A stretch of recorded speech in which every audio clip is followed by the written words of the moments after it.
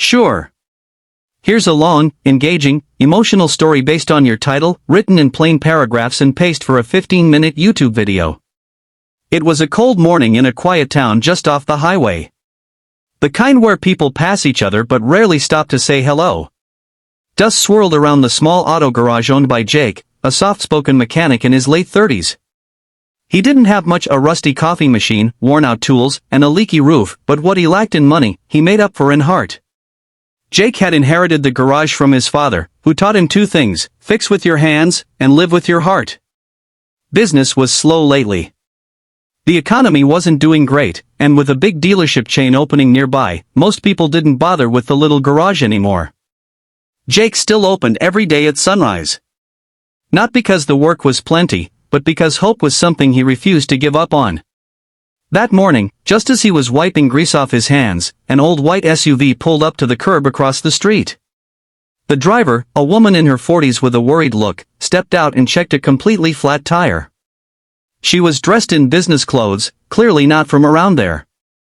She looked at her phone, frowned, and muttered, "No signal." Jake watched for a moment from across the street, then without hesitation, grabbed his toolbox and jogged over. "Need a hand?" he asked. She looked up, surprised. "Yes, actually. I don't even have a spare, and I'm already late for a meeting." Jake knelt by the car without another word. "Don't worry about it. I'll get it patched up." The woman hesitated. "How much will it cost?" Jake smiled without looking up. "It won't. You're stranded. It happens." She blinked. "Are you sure? I can pay." He waved it off.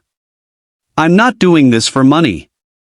Within 20 minutes, he had fixed the tire, filled it with air, and made sure she was good to go. She tried to offer him a tip, but he just shook his head. "No, ma'am.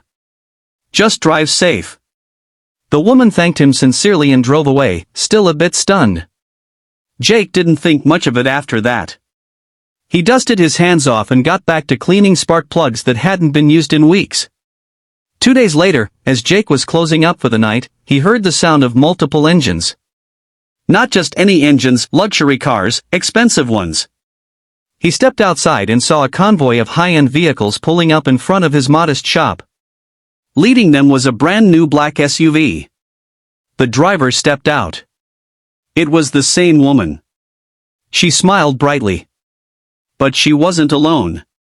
Men and women in suits followed behind her. Jake, completely confused, walked up to greet her. "You remember me?" she asked. "Of course. Flat tire on 3rd and Ash," he replied. She laughed. "That's right. What you didn't know was, I wasn't just late for a meeting. I was late for a board meeting. I'm the CEO of Everline Motors. We own dealerships across the state." Jake's mouth fell open slightly. "Wait, the Everline MO.